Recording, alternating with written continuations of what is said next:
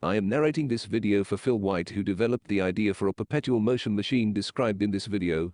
Phil received a bachelor's degree in electrical engineering from the University of Minnesota in the United States of America in 1969. Apparently, nobody has ever built a free electricity machine. A free electricity machine is believed to be impossible by the vast majority of science-oriented people. Yet some people believe it is possible. Phil started thinking, if it was possible, how might it be designed? This video describes one idea Phil thinks has the best chance of success. In order for a machine to be capable of generating free electricity, it must first be capable of perpetual motion, so that's why the initial emphasis is on creating a perpetual motion machine. For those who believe the current laws of physics are the ultimate truth and determine what is possible and impossible, consider the following statement from a published article about the expanding universe. Since the Big Bang, the universe has been expanding, but the known laws of physics suggest that the inward tug of gravity should be slowing down this expansion. In reality, though, the universe is ballooning at an accelerating rate. Nobody knows why the universe is expanding at an accelerating rate. It contradicts the current laws of physics.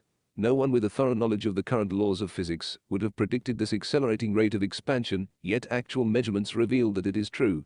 Before the actual rate of expansion of the universe was measured, everyone with a thorough knowledge of the existing laws of physics would have believed and claimed that what was eventually measured was impossible. Therefore, if a claim appears to violate the known laws of physics, that is not necessarily a definitive proof that the claim is untrue. Most likely, every engineering and physics professor at every university would claim that a perpetual motion machine is impossible. If the idea described in this video does not work, it would be good to know why. The description below contains links to a great video entitled How Big is the Universe? And a video which shows what is sometimes possible when someone does not know something is believed to be impossible. The ideas described on this video were confidentially disclosed to a number of people more than 2 years ago. Since the concept was privately disclosed more than 2 years ago and is now being publicly disclosed by means of this video, it is no longer patentable, except there is a 1-year grace period for the inventor in the United States. If the idea has monetary value, whoever is first to market will probably benefit most. Phil would love to build a proof-of-concept prototype himself, but it is not practical for him to do it because he does not have the mechanical skills, tools, equipment or place to do it. That's why he is publicly disclosing the idea by means of this video.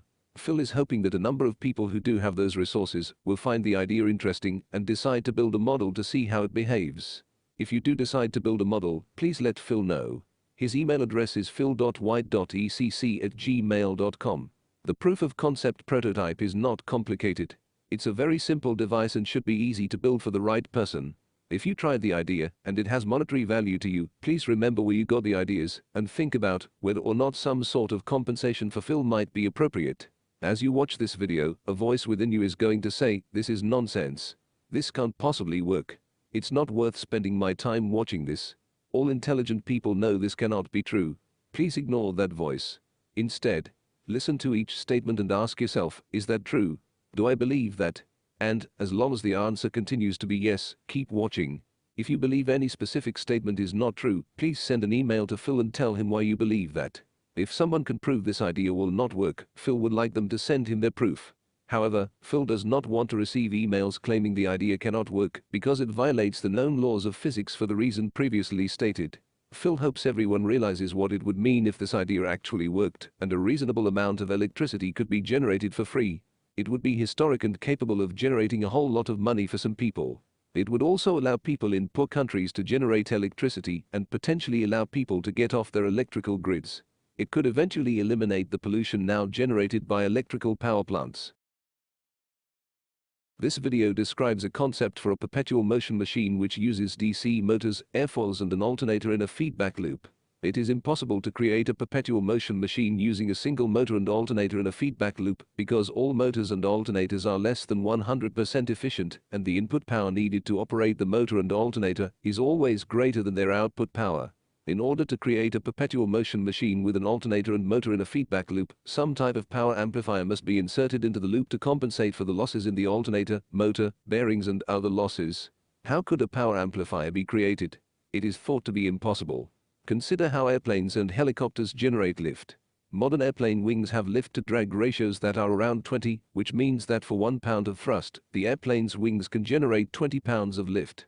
One can think of the thrust force applied to the wings of an airplane being magnified by the wings, which are airfoils moving through air, resulting in a lift force that is up to 20 times what the thrust force is. After documenting the ideas described in this video, Phil ran across a YouTube video that described a mechanism that was remarkably similar to his ideas. It would be good for viewers of this video to watch a clip from that video.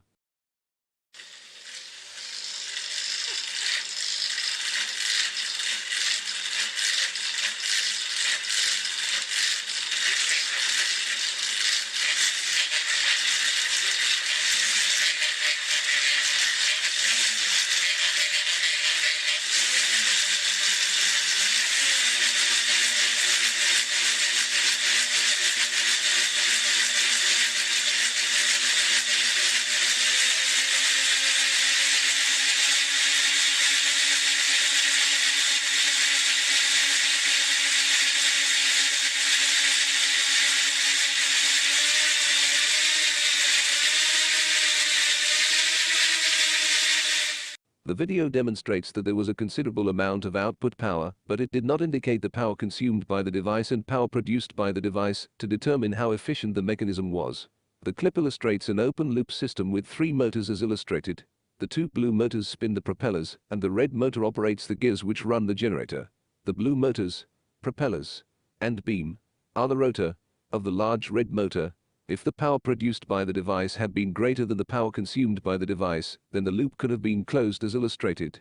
Perpetual motion could have been achieved, and a perpetual motion machine would have been created.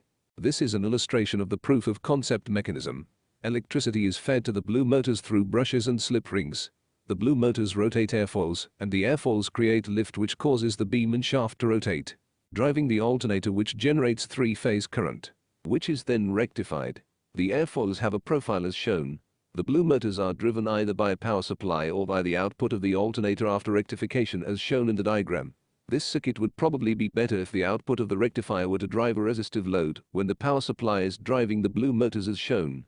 The resistive load should be chosen to be approximately equivalent to the load of the 2 blue motors so there will be no abrupt loading change on the alternator when the switches are switched. The blue motors spin airfoils which create lift. Each motor actually spins 2 airfoils, one on each side of the motor shaft. The lift will cause the shaft of the red motor to turn the shaft of the alternator, which will generate 3-phase alternating current. The output of the alternator is rectified and connected to brushes, so that, if the switches as shown in the drawings are in the down position, the rectified output will be fed back to the blue motors. The switches allow the blue motors to be driven either by a power supply or by the rectified output of the alternator. The power supply would be used to get the airfoils up to speed, and then the switches would be used to close the feedback loop to see if motion will continue or stop. The switch would need to be solenoid controlled so that it could be closed or opened at a distance from the mechanism. A high current Zener diode, or some other type of voltage regulator, may be used to make sure a certain voltage to the motors is not exceeded. The voltage output from the alternator and rectifier should be a smooth function of red motor RPM. A DC to DC converter may also be used to match the output of the rectifier to the input requirements of the blue motors. Airplane wings, helicopter blades and propellers are all airfoils, but they are designed differently because they have different functions. The airfoils in the proof of concept prototype are not the same as airplane wings, helicopter blades or propellers because of their shape and angle of attack. An airfoil has a 0 angle of attack when the airflow is parallel to the chord as illustrated. The illustration defines the terms chord and camber. The span is the length of the airfoil. The airfoils in the proof of concept prototype have 0 angle of attack, a high aspect ratio and a high lift to drag ratio. The lift force is perpendicular to the drag force. The airfoils in the proof of concept prototype have a constant 0 angle of attack, and there will be more lift at the outer radius than the inner radius, but that's okay. Although the airfoils are not designed to be efficient propellers, they do act as propellers in that they propel the beam and shaft similar to propellers on airplanes. If you'd like to hear more about airfoils and lift, there is a link in the description below to a video about lift. There probably is no simulation software that can simulate the airfoils in the proof of concept prototype completely accurately. Calculating lift is very difficult. The only way to know for sure what the lift and drag forces will be is to build a proof of concept prototype and measure the forces. We can get a general idea of the lift and drag forces in the proof of concept prototype by using NASA's Airfoil simulator called FoilSim Student JS. The proof of concept prototype will use flat plate airfoils with an angle of attack of 0, a very small camber, and a large aspect ratio. Those types of airfoils can be simulated for linear airflow using FoilSim Student JS. A link in the description below will take you to the online FoilSim Student JS Airfoil simulator.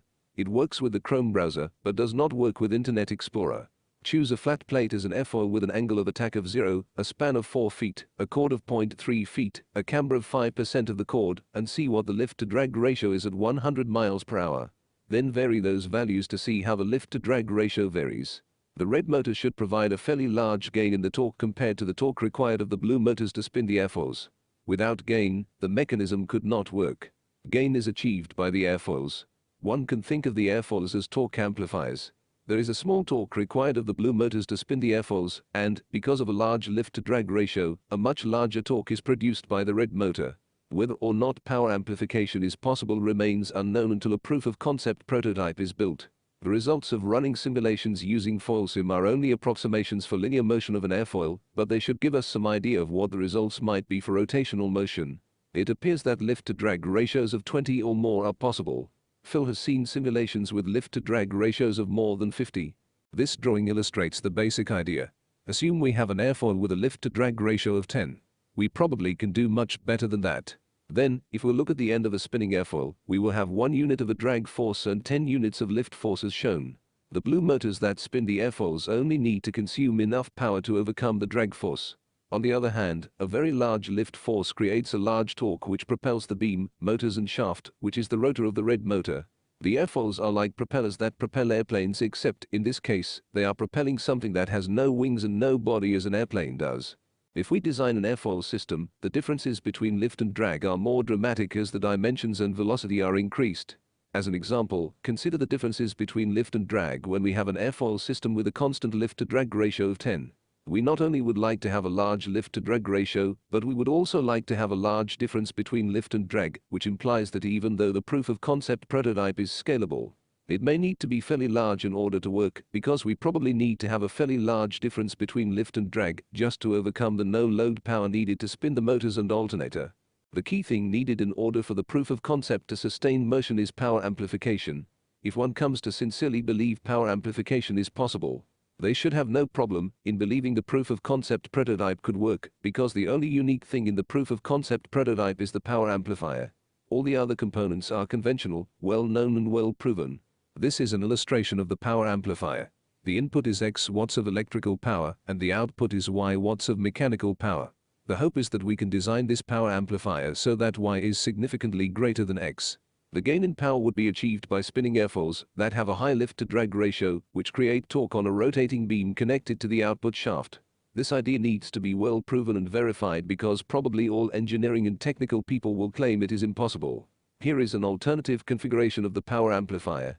The power amplifier is one very large motor as shown in red. The blue motors, airfoils, beam, and shaft are the rotor of the red motor. Consider a device with only one blue motor and a way to balance the beam as shown. The illustration is redrawn to clearly show it as a red motor. If the torque produced by the red motor times its RPM is greater than the torque required to overcome the drag of the airfoils times the RPM of the blue motor, power amplification has been achieved. We know that the torque produced by the red motor is significantly greater than the torque required to spin the airfoils because of the large lift-to-drag ratio of the airfoils. Therefore, the RPM of the red motor will determine whether or not power amplification is possible. Here is an argument as to why the device cannot amplify power. Compare the above device to a gearbox. The input power is the torque required to overcome the drag of the airfoils times the RPM of the blue motor, and the output power is the torque produced by the red motor times its RPM. Since the torque produced by the red motor is much larger than the torque needed to overcome the drag of the airfoils, the RPM of the red motor must be limited to some value so that it does not generate more power than was required to drive the blue motor. Here is an argument as to why the device can possibly amplify power. The power amplifier mechanism shown is not a gearbox, and the RPM of the red motor is a function of airfoil size and shape, and not a sole function of the RPM of the blue motor as it is with a gearbox. It is difficult to imagine that there is some sort of phenomenon that limits the RPM of the red motor to a specific value. In addition, we know that torque produced by the red motor equals the moment of inertia of the red motor's rotor times alpha, where alpha is the angular acceleration of the red motor's rotor.